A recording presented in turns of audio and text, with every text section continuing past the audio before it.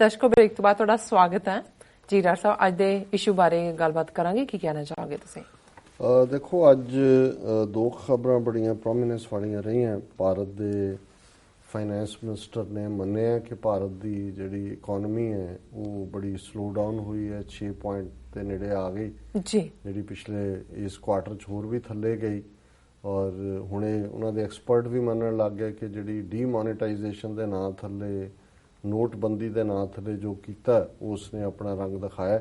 ਔਰ ਇਸ ਦੇ ਉੱਤੇ ਚਾਈਨਾ ਦੇ ਮੀਡੀਆ ਨੇ, ਖਾਸ ਤੌਰ 'ਤੇ ਜਿਹੜਾ ਕਮਿਊਨਿਸਟ ਪਾਰਟੀ ਦਾ ਮੇਨ ਜਿਹੜਾ ਵੌਇਸ ਹੈ ਗਲੋਬਲ ਟਾਈਮਸ, ਉਹਨਾਂ ਨੇ ਵੀ ਭਾਰਤ ਦੀ ਖਿੱਲੀ ਉਡਾਈ ਹੈ ਕਿ ਵੀ ਇਹ ਆਪਣੇ ਆਪ ਨੂੰ ਬੜੀ fast economy and warm engine, ਔਰ ਦੂਸਰਾ ਵੀ ਇਹਨਾਂ ਦੀ ਹਕੀਕਤ ਸਾਹਮਣੇ ਆ ਗਈ ਹੈ ਵੀ ਉਹ ਕਿੱਧਰ ਨੂੰ ਜਾ ਰਹੇ ਨੇ। ਸੋ ਜ਼ਾਹਰ ਹੈ ਕਿ ਤੁਸੀਂ ਪਰ ਵਿਕਦਾ ਝੂਠ। ਉਹਨਾਂ ਨੇ, ਜਿਵੇਂ ਮੈਂ ਆਪਣੇ ਮਿੱਤਰ ਪੁਰੇਵਾਲ ਸਾਹਿਬ ਦਾ ਜ਼ਿਕਰ ਕਰਦਾ ਵੀ ਉਹ ਕਹਿੰਦੇ ਨੇ ਕਿ ਵੀ ਜੇ 21ਵੀਂ ਸਦੀ 'ਚ ਇਹਨਾਂ ਦਾ ਗੋਹਾ ਤੇ ਮੂਤਰ ਗਾਂ ਦਾ ਵਿਕ ਸਕਦਾ ਤੇ ਬਾਕੀ ਝੂਠ ਵੇਚਣਾ ਕਿਹੜਾ ਔਖਾ ਹੈ ਜੀ। ਸੋ ਕੁੱਲ ਮਿਲਾ ਕੇ ਇਹ ਪਾਰਟ ਤਾਂ ਸਾਹਮਣੇ ਆਏਗਾ ਕਿ ਆਲਰੇਡੀ ਚੱਲ ਕੀ ਰਿਹਾ ਹੈ। ਮਹਾਰਾਸ਼ਟਰ ਦੇ ਵਿੱਚ ਕਿਸਾਨ ਜਿਹੜੇ ਨੇ, ਔਰ ਮੈਨੂੰ ਬਟਾਲੇ ਦੀ ਯਾਦ ਆਈ ਕਿ ਵੀ ਸਾਡੀ ਲਹਿਰ ਦੇ ਦੌਰਾਨ ਇੱਕ ਸਟੇਜ ਸੀ ਵੀ ਕਿਸਾਨਾਂ ਨੇ, ਕਿਉਂਕਿ ਬਟਾਲਾ ਇੱਕ ਐਸਾ ਸ਼ਹਿਰ ਸੀ ਜਿੱਥੇ ਬਹੁਤ ਸਾਰੀ ਜਿਹੜੀ ਹੈ ਦੂਸਰੀ ਆਬਾਦੀ ਹੋਣ ਕਰਕੇ ਜਿਹੜੇ ਕਿ ਫਿਰਕੂ ਕਿਸਮ ਦੇ ਲੋਕ ਸੀ,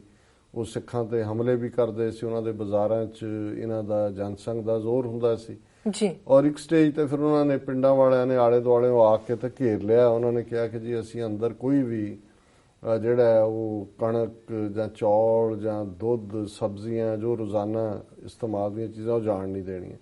ਔਰ ਕਈ ਦਿਨ ਉਹ ਚੱਲਿਆ। BBC ਨੇ ਵੀ ਉਦੋਂ ਇਸ ਨੂੰ ਬੜਾ ਮੁੱਖ ਵਿਸ਼ਾ ਬਣਾਇਆ ਸੀ ਉਹਨਾਂ ਦੀ ਰਿਪੋਰਟਿੰਗ ਦਾ। ਉਸ ਗੱਲ ਨੇ ਵਕਤ ਪਾ ਦਿੱਤਾ ਸੀ ਕਿ ਭਾਈ ਤੁਸੀਂ ਸ਼ਹਿਰਾਂ ਦੇ ਵਿੱਚ ਫੌਜ ਰੱਖ ਕੇ ਜਾਂ ਦੂਜਾ ਸੁਰੱਖਿਆ ਤਾਂ ਦੇ ਸਕਦੇ ਹੋ, ਪਰ ਆਲੇ ਦੁਆਲੇ ਜਿਹੜੇ ਤੁਹਾਡੇ ਸਪਲਾਈਂਗ ਲਾਈਨ ਹੈ ਉਹ ਤਾਂ ਪਿੰਡ ਨੇ।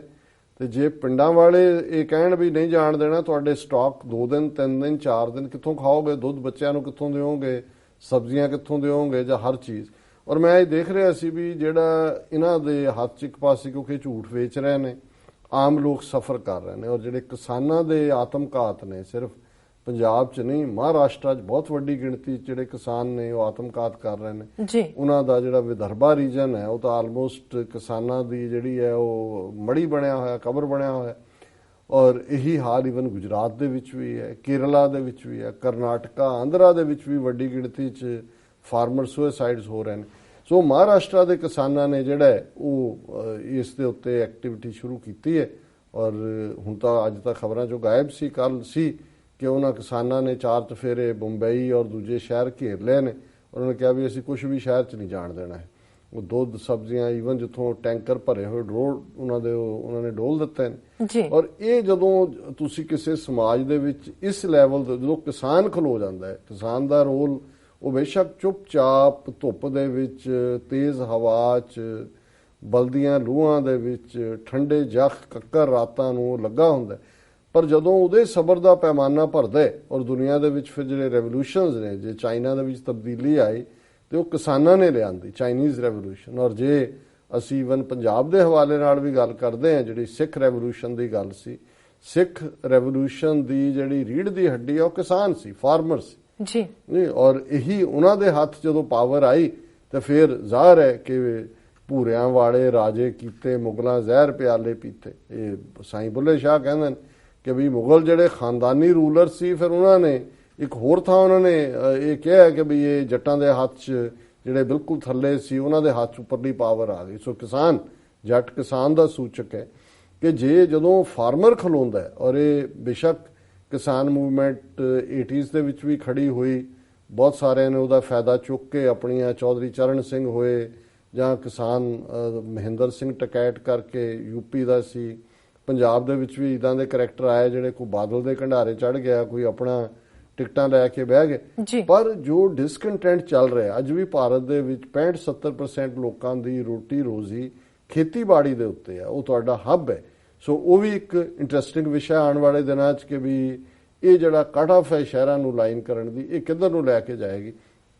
ਪਰ ਇੰਟਰਨੈਸ਼ਨਲ ਲੈਵਲ ਤੇ ਇਹ ਤਾਂ ਉਹਨਾਂ ਦਾ ਹੁਣ ਅੰਦਰੂਨੀ ਵੀ ਜਲੂਸ ਨਿਕਲ ਰਿਹਾ।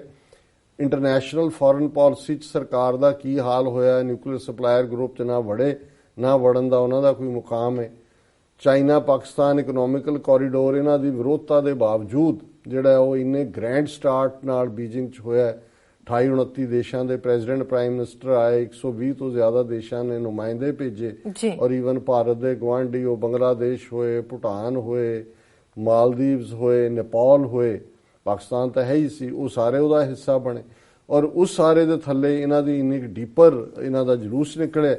ਔਰ ਇਸ ਸਾਰੇ ਦੌਰ ਦੇ ਵਿੱਚ ਫਿਰ ਡੋਨਲਡ ਟਰੰਪ ਦੇ ਵੇਲੇ ਇਹਨਾਂ ਨੇ ਇੱਥੇ ਨਿਊ ਜਰਸੀ 'ਚ ਹਿੰਦੂ ਫੈਡਰੇਸ਼ਨ ਨਾਂ ਦੀ ਆਰਗੇਨਾਈਜੇਸ਼ਨ ਖੜੀ ਕਰਕੇ ਬੜੇ ਫੰਡ ਰੇਜ਼ਰ ਵੀ ਉਹਦੇ ਕੀਤੇ। ਉਹਨੇ ਵੀ ਕਿਹਾ ਆਈ ਲਾਈਕ ਹਿੰਦੂ ਔਰ ਕੇਕ ਵੀ ਉਹਦੇ ਮੂੰਹ 'ਚ ਉਹਦੀ ਫੋਟੋ ਦੀ ਧੁੰਦੇ ਰਹੇ ਜੀ। ਔਰ ਇਹਨਾਂ ਨੂੰ ਸੀ ਕਿ ਵੀ ਲੋ ਟਰੰਪ ਆਏਗਾ ਬੱਲੇ ਬੱਲੇ ਹੋ ਗਈ, ਪਾਕਿਸਤਾਨ ਨੂੰ ਟੈਰਰਿਸਟ ਸਟੇਟ ਡਿਕਲੇਅਰ ਕਰ ਦੇਗਾ, ਬਾਕੀਆਂ ਦੇ ਬੰਬ ਮਾਰੇਗਾ ਔਰ ਭਾਰਤ ਨੂੰ ਕਹੇਗਾ ਆ ਜਾਓ ਤੁਸੀਂ ਅਫਗਾਨਿਸਤਾਨ 'ਚ ਬਹਿ ਜਾਓ, ਇਹ ਤਾਂ ਅਫਗਾਨਿਸਤਾਨ ਹੀ ਤੁਹਾਡਾ। ਹੁਣ ਗੱਲ ਇਸ ਕਿਸਮ ਦੇ ਬਿਲਕੁਲ ਉਲਟ ਜੋ ਡੋਨਲਡ ਟਰੰਪ ਨੇ, ਹੁਣ ਮੈਂ ਜਿਸ ਖਬਰ ਵੱਲ ਇਸ਼ਾਰਾ ਦਵਾਉਂਦਾ, ਕੱਲ ਹਾਲਾਂ ਅਸੀਂ ਜ਼ਿਕਰ ਕੀਤਾ ਵੀ ਟਰੰਪ ਨੇ ਬਹੁਤ ਵੱਡਾ ਗੁਨਾਹ ਕੀਤਾ ਹੈ ਕਿ ਜਿਹੜਾ ਲਗਭਗ 200 ਦੇਸ਼ਾਂ ਨੇ ਜਿਹੜੀ ਕਲਾਈਮੇਟ ਚੇਂਜ ਐਨਵਾਇਰਨਮੈਂਟ ਦੀ ਜਿਹੜੀ ਪੈਰਿਸ ਟ੍ਰੀਟੀ ਸੀ ਉਹਦੇ ਤੇ ਦਸਤਖਤ ਕੀਤੇ ਸੀ, ਉਹਦੇ ਤੇ ਕੰਮ ਹੋ ਰਿਹਾ ਸੀ ਜੀ ਔਰ ਉਹ ਸਾਰੇ ਨੂੰ ਅਮਰੀਕਾ ਉਹਦੇ ਚੋਂ ਨਿਕਲ ਗਿਆ ਔਰ ਉਹਨੇ ਕਿਹਾ ਜੀ ਮੈਂ ਈਵਨ ਇਹਨਾਂ ਦੀ UN ਨੂੰ ਕੋਈ ਪੈਸਾ ਨਹੀਂ ਦੇਣਾ, ਐਨਵਾਇਰਨਮੈਂਟਲ ਏਜੰਸੀਜ਼ ਨੂੰ ਦਿਸ ਦੈਟ। ਚਲੋ ਉਸ ਦਾ ਅਸੀਂ ਜ਼ਿਕਰ ਕੀਤਾ ਕਿ ਵੀ ਲੇਕਿਨ ਜਿਹੜੀ ਗੱਲ ਅੱਜ ਖਬਰ 'ਚ ਸੀ ਕਿ Trump's climate rant cast shadow on Modi's US visit. ਹੁਣ ਜਦੋਂ ਦਾ ਟਰੰਪ ਬਣਿਆ ਉਹ ਤੇ ਦੇਖਦੇ ਸੀ ਕਿ ਵੀ ਮੋਦੀ ਇੱਥੇ ਧੂਮ ਧੜੱਕੇ ਨਾਲ ਆਏਗਾ, ਉਹ ਫਸਵੀਂ ਜਿਹੀ ਪਜਾਮੀ ਪਾ ਕੇ, ਵੈਸੇ ਉੱਥੇ ਵਾਈਟ ਹਾਊਸ ਜਾਣ ਲੱਗੇ ਤਾਂ ਕਾਲਾ ਕੋਟ ਪੈਂਟ ਪਾਉਂਦਾ, ਉਦੋਂ ਇਹਨਾਂ ਨੂੰ ਤਾਂ ਨਹੀਂ ਧੋਤੀ ਯਾਦ ਆਉਂਦੀ ਕਿ ਵੀ ਸਾਡਾ ਨੈਸ਼ਨਲ ਡਰੈਸ ਕੀ ਹੈ। ਪਰ ਚਲੋ ਹੁਣ ਉਹ ਜੋ ਮਰਜ਼ੀ ਪਾਇਆ ਅਸੀਂ ਕੀ ਕਹਿ ਸਕਦੇ, ਪਰ ਹੁਣ ਤਾਂ ਉਹਨਾਂ ਨੂੰ ਲੱਗਦਾ ਵੀ ਇਹ ਵਿਜ਼ਿਟ ਵੀ ਵਰਥ ਹੈ ਕਿ ਨਹੀਂ, ਕਿਉਂਕਿ ਇੱਕ ਤਾਂ ਉਹਨੇ ਵੈਸੇ ਹੀ ਫੂਕ ਕੱਢ ਦਿੱਤੀ H1B ਵੀਜ਼ਿਆਂ ਦੇ ਥੱਲੇ ਹੀ। ਪਹਿਲਾਂ ਉਹਨੇ ਕਿਹਾ ਜੀ ਆਊਟਸੋਰਸਿੰਗ ਬੰਦ ਕਰਨੀ ਜੀ, ਫਿਰ ਇਹ ਕਲਾਈਮੇਟ ਚੇਂਜ ਦੇ ਵੇਲੇ ਜਿਹੜੀ ਇਹ ਖਬਰ ਦਾ ਲਬੇ ਲਬਾਬ ਹੈ ਵੀ ਜਿਵੇਂ ਮੋਦੀ ਨੇ, ਚਲੋ ਉਹਨੇ ਚਾਈਨਾ ਦਾ ਜ਼ਿਕਰ ਵੀ ਕੀਤਾ ਪਰ ਇੰਡੀਆ ਨੂੰ ਉਹਨੇ ਚੰਗੀ ਤਰ੍ਹਾਂ ਭੰਨਿਆ। ਉਹਨੇ ਕਿਹਾ ਜੀ ਇੰਡੀਆ ਵਰਗੇ ਦੇਸ਼ ਬਿਲੀਅਨਸ ਆਫ ਡਾਲਰਸ ਲੈ ਕੇ ਉਹਨਾਂ ਨੇ ਇਸ ਸਮਝੌਤੇ ਦੇ ਉੱਤੇ ਦਸਤਖਤ ਕੀਤੇ ਨੇ। ਔਰ ਇਹ ਖਬਰ ਹੈ ਕਿ decision of United States president Donald Trump to withdraw the US from the 2015 Paris climate change agreement has dismayed the world ਕਿ ਦੁਨੀਆ ਦੇ ਵਿੱਚ ਬੜੀ ਇਸ ਦੇ ਉੱਤੇ ਪਰੇਸ਼ਾਨੀ ਹੋਈ। But in particular, the heartburn is being felt in India on two counts. One, Trump in his tirade on Thursday attacked India along with China for getting a good bargain in the Paris agreement while the US lost out on jobs, etc. Two, what is likely to complicate matters for the South Bloc here is how to chart out Prime Minister Modi's upcoming US visit ਕਿ ਉਹਨੂੰ ਕਿਵੇਂ ਕੀਤਾ ਜਾਏ। ਔਰ ਉਹਨੇ ਆਪਣੇ lecture ਦੇ ਵਿੱਚ ਜਿਹੜੀ ਪ੍ਰੈਜ਼ੈਂਟੇਸ਼ਨ ਚਾਈਨਾ ਔਰ ਭਾਰਤ ਬਾਰੇ ਕਿਹਾ ਜੀ। ਫਿਰ ਉਹਨਾਂ ਨੇ ਕਿਹਾ ਜੀ ਕਿ ਵੀ ਉਹਦੀਆਂ ਭਾਵੇਂ 26 ਤੋਂ 29 ਜੂਨ ਤੱਕ ਆਉਣ ਦੀਆਂ ਤਰੀਕਾਂ ਸੀ ਮੋਦੀ ਦੀਆਂ, ਹੁਣ ਪਤਾ ਨਹੀਂ ਹਜੇ ਵਰਕਆਊਟ ਕਰ ਰਹੇ ਨੇ। The Trump diatribe couldn't have come at a worse time for India. The first Modi-Trump summit has plenty riding on its already with the proposed changes in the H1B visa and the tightening of security checks for visas being implemented in the US. ਔਰ ਇਹਦੇ 'ਚ ਉਹਨੇ ਕਿਹਾ ਕਿ ਵੀ ਇਹ ਜਿਹੜਾ visa issue ਵੀ ਬੜਾ crucial issue ਹੈ। ਹੁਣ ਜਿਹੜੀ ਗੱਲ ਦਾ prime minister was in Saint Petersburg as Trump said. ਹੁਣ ਉਹ ਰਸ਼ੀਅਨ ਪ੍ਰੈਜ਼ੀਡੈਂਟ ਨੂੰ ਮਿਲ ਰਿਹਾ ਸੀ, ਪ੍ਰਾਈਮ ਮਿਨਿਸਟਰ ਨੂੰ ਪੀਟਰਸਬਰਗ ਸੀ ਔਰ ਟਰੰਪ ਨੇ ਕੀ ਕਿਹਾ ਉਸ India will be allowed to double its coal production by 2020. Think of it. India can double their coal production. We are supposed to get rid of ours. ਉਹਨੇ Trump ਕਹਿੰਦਾ ਦੇਖੋ ਭਾਰਤ ਨੂੰ ਉਹਨਾਂ ਨੇ ਕਿਹਾ ਕਿ ਵੀ 2020 ਤੱਕ ਉਹ ਆਪਣਾ ਕੋਲੇ ਦੀ ਉਪਜ ਜਿਹੜੀ ਹੈ ਪ੍ਰੋਡਕਸ਼ਨ ਆ ਦੁੱਗਣੀ ਕਰ ਲੇ, ਪਰ ਸਾਡੇ ਵੱਲ ਦੇਖੋ ਸਾਨੂੰ ਉਹਨਾਂ ਨੇ ਕਿਹਾ ਵੀ ਤੁਸੀਂ ਆਪਣਾ ਛੁਟਕਾਰਾ ਪਾਓ। ਇਹ ਹੁਣ ਟਰੰਪ ਕਹਿ ਰਿਹਾ ਇੰਡੀਆ ਬਾਰੇ। ਫਿਰ ਜਦੋਂ ਉਹਨਾਂ ਨੇ ਕੁਐਸਚਨ ਪੁੱਛਿਆ ਕਿ ਵੀ ਕੀ ਹੈ ਕਿ ਵੀ ਉਹਨੇ ਕਿਹਾ ਕਿ ਮੋਦੀ ਨੇ ਤਾਂ ਕਿਹਾ ਕਿ ਜੇ ਅਸੀਂ ਫਿਊਚਰ ਜਨਰੇਸ਼ਨਸ ਦੇ ਛੱਡਦੇ ਹਾਂ, ਪਰ ਟਰੰਪ ਨੇ ਜਿਹੜਾ ਇੰਡੀਆ ਨੂੰ ਕਾਸਟੀਗੇਟ ਕੀਤਾ, India makes it's participation contingent on receiving billions and billions and billions of dollars in foreign aid from developed countries. 3 ਵਾਰੀ ਬਿਲੀਅਨ ਕਿਹਾ ਉਹਨੇ, ਕਿਹਾ ਇਹ ਐਵੇਂ ਨਹੀਂ ਦਸਤਖਤ ਕੀਤੇ ਇਹਨਾਂ ਨੇ, ਬਿਲੀਅਨਸ ਐਂਡ ਬਿਲੀਅਨਸ ਐਂਡ। ਹੁਣ ਉਹ ਉੱਥੇ ਬੈਠੇ ਨੇ, ਕਹਿੰਦਾ 1 ਵਾਰੀ ਬਿਲੀਅਨ ਕਹਿ ਦਿੰਦਾ ਇਹ ਇੰਡੀਆ ਨੂੰ ਇੰਨਾ ਹੀ ਭਰਨਾ ਸੀ, ਬਿਲੀਅਨਸ ਐਂਡ ਬਿਲੀਅਨਸ ਸਾਨੂੰ ਤਾਂ ਇਹ ਬਣਾਤਾ ਵੀ ਮੰਗਦੇ ਆ ਅਸੀਂ। ਸੋ ਇਹ ਪਾਰਟ ਜਿਹੜਾ, ਔਰ ਗੱਲ ਇੱਕ ਤਾਂ ਇਹ ਹੋਇਆ ਵੀ ਇਹ ਆਲਰੇਡੀ ਉੱਥੇ ਬੈਠਾ ਸੀ ਪੀਟਰਸਬਰਗ 'ਚ, ਔਰ ਇਹ ਪਾਰਟ ਹੋਇਆ। ਦੂਸਰਾ ਪਾਰਟ ਕਈ ਵਾਰੀ ਜਿਹੜੀ ਇਨਸਲਟ ਹੁੰਦੀ ਹੈ, ਹੁਣ ਅਮਰੀਕਨ ਜਰਨਲਿਸਟ ਮੈਗਨ ਕੈਲੀ, ਇਹ NBC ਦਾ ਸ਼ੋਅ ਵੀ ਇਹਦਾ ਸ਼ੁਰੂ ਹੋਣ ਵਾਲਾ ਹੈ, ਔਰ ਇਹਨੂੰ ਜਿਹੜਾ ਬਹੁਤ ਸਾਰੇ ਜਿਹੜੇ ਨੇ ਉਹਨੂੰ ਫੋਲੋ ਕਰਦੇ ਨੇ ਉਹਦੇ ਟਵਿੱਟਰ ਦੇ ਉੱਤੇ ਵੀ, ਔਰ ਉਹ ਉੱਥੇ ਬੈਠੀ ਸੀ। ਉਹ 46 ਸਾਲ ਦੀ, ਉਹ ਮੋਦੀ ਨੂੰ ਮਿਲੀ ਔਰ ਉਹਨੇ ਇੰਟਰਵਿਊ ਕਰਨਾ ਸੀ ਰਸ਼ੀਅਨ ਪ੍ਰੈਜ਼ੀਡੈਂਟ ਵਲੈਡੀਮੀਰ ਪੁਟਿਨ ਨੂੰ NBC ਸ਼ੋਅ ਲਈ।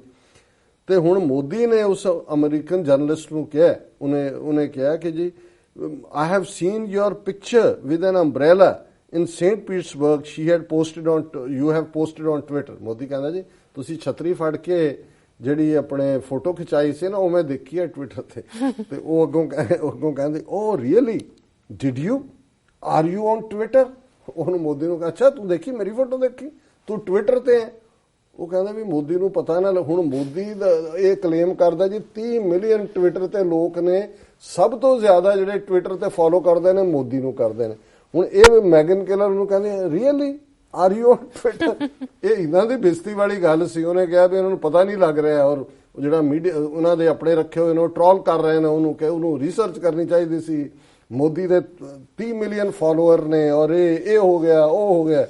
ਤੇ ਮੈਨੂੰ ਉਹ ਗੱਲ ਤਾਂ ਵੈਸੇ ਰੈਲੇਵੈਂਟ ਹੈ, ਪਰ ਕਈ ਵਾਰੀ ਕਈ ਚੀਜ਼ਾਂ ਉਹਦੇ ਨਾਲ ਟਕਰਾਉਂਦੀਆਂ ਨੇ। ਰਾਜਕੁਮਾਰ ਜੀ ਬਾਲੀਵੁੱਡ ਦੀ ਫਿਲਮ ਇੰਡਸਟਰੀ ਦਾ ਆਪਣੀ ਕਿਸਮ ਦਾ ਇੱਕ ਹੀਰੋ ਰਿਹਾ। ਉਹ ਕਦੇ ਮੈਂ ਨਹੀਂ ਸੀ ਕਹਿੰਦਾ, ਹਮ ਕਹਿੰਦਾ ਸੀ। ਉਹ ਜਿੱਥੇ ਵੀ ਸੀ ਉਹਦੀ ਦਮਦਾਰ ਉਹਦੀ ਐਕਟਿੰਗ ਤੇ ਦੂਜੇ, ਔਰ ਜਿਹਨਾਂ ਜ਼ਮਾਨਿਆਂ 'ਚ ਉਹ ਰਾਜਕੁਮਾਰ ਤਾਂ ਐਂਡ ਤੱਕ ਹੀ ਸ਼ਾਈਨਿੰਗ ਰਿਹਾ। ਤੇ ਜ਼ੀਨਤ ਅਮਾਨ ਇਹ ਬੜੀ ਸ਼ਾਈਨਿੰਗ ਸਟਾਰ ਸੀ ਔਰ ਬੜੇ ਸਾਈਨ ਕਰ ਰਹੀ ਸੀ ਕੰਟਰੈਕਟ। ਤੇ ਰਾਜਕੁਮਾਰ ਬਾਰੇ ਮਸ਼ਹੂਰ ਸੀ ਕਿ ਉਹ ਕਿਸੇ ਨੂੰ ਨੱਕ ਥੱਲੇ ਨਹੀਂ ਲਿਆਂਦਾ, ਔਰ ਕਿਸੇ ਪਬਲਿਕ ਪਾਰਟੀ 'ਚ ਉਹ ਜ਼ੀਨਤ ਅਮਾਨ ਉਹਦੇ ਨੇੜੇ ਗਈ ਉਹਨੂੰ ਕਰਨ ਲਈ ਕਿ ਵੀ ਚਲੋ ਮੇਰੀ ਤਾਰੀਫ ਦੇ ਵਿੱਚ ਕੋਈ 2-4 ਸ਼ਬਦ ਕਹੇਗਾ। ਉਹਨੇ ਉਹਦੇ ਵੱਲ ਦੇਖ ਕੇ ਕਿਹਾ, ਉਹਨੇ ਕਿਹਾ ਵੀ ਤੇਰੇ ਹਾਵ ਭਾਵ ਦੱਸਦੇ ਨੇ ਕਿ you can be a good actress, why don't you join films. ਤੇ ਉਹ ਕਹਿੰਦੇ ਵੀ ਉਹ ਐਸੀ ਇਨਸਲਟ ਉਹਨੇ, ਉਹ ਮੈਂ ਜਦੋਂ ਇਹ ਦੇਖ ਇਹ ਬਹੁਤ ਹਲਕਿਆਂ 'ਚ ਕੋਟ ਹੁੰਦਾ ਹੈ ਪਾਰਟ ਕਿ ਵੀ that was the way। ਉਹ ਭਾਵੇਂ ਐਰੋਗੈਂਸ ਹੈ ਲੇਕਿਨ ਉਹਨੇ ਹੀ ਪੁੱਟ ਹਰ ਇਨ ਹਰ ਪਲੇਸ ਕਿ ਵੀ ਇਹ ਤੂੰ ਫਿਲਮਾਂ ਜੁਆਇਨ ਕਰ। ਤੇ ਹੁਣ ਇਹ ਜਿਹੜਾ ਮੋਦੀ ਇਹ ਤਾਂ ਆਪਣੇ ਵੱਲੋਂ ਦੱਸ ਰਿਹਾ ਉਹਨੂੰ ਕਿ ਵੀ ਮੈਂ ਟਵਿੱਟਰ ਤੇ ਤੇਰੀ ਫੋਟੋ ਦੇਖੀ ਛਤਰੀ ਫੜੀ ਦੀ, ਕਹਿੰਦੇ ਰੀਅਲੀ ਟਵਿੱਟਰ। ਸੋ ਹੁਣ ਇਹ ਇਨਸਲਟਸ ਜਿਹੜੀਆਂ ਨੇ ਔਰ NBC ਔਰ ਦੂਜੇ, ਇਹਦਾ ਮਤਲਬ ਇਹ ਹੈ ਵੀ ਇਹ ਜਿਹੜੇ ਸਮਝਦੇ ਨੇ ਨਾ ਵੀ ਸਾਡੇ ਲੀਡਰਾਂ ਨੂੰ ਬਹੁਤ ਵੱਡੇ ਪਤਾ ਨਹੀਂ ਅਮਰੀਕਾ ਫੋਲੋ ਕਰਦਾ ਹੈ, ਦੂਸਰੇ ਕਰਦੇ ਨੇ। ਅਸਲੀ ਔਕਾਤ ਜਿਹੜੀ ਹੈ ਇਹਨਾਂ ਦੀ ਉਹ ਇਹ ਹੈ ਕਿ ਇੱਕ ਪ੍ਰੋਮੀਨੈਂਟ ਜਰਨਲਿਸਟ ਨੂੰ ਨਹੀਂ ਪਤਾ, ਉਹ ਕਹਿੰਦਾ ਉਹਨੇ ਕੀ ਐਵੇਂ ਬੈਠਾ ਜਬਲੀਆਂ ਮਾਰਦਾ, ਕੌਣ ਇਹਨੂੰ ਦੇਖਦਾ। ਤਾਂ ਉਹ ਕਹਿੰਦਾ ਸਾਡੇ 30 ਮਿਲੀਅਨ ਫਾਲੋਅਰ ਸਾਡੇ ਪ੍ਰਾਈਮ ਮਿਨਿਸਟਰ ਦੀ ਬੇਇੱਜ਼ਤੀ ਕਰਦੇ ਜੀ ਡਾਕਟਰ ਸਾਹਿਬ। ਇੱਥੇ ਲੈਣੇ ਬ੍ਰੇਕ। ਵਿਊਅਰਸ ਤੁਸੀਂ ਕਿਤੇ ਨਹੀਂ ਜਾਣਾ, ਮਿਲਦੇ ਹਾਂ ਛੋਟੇ ਵਕਫੇ ਤੋਂ ਬਾਅਦ।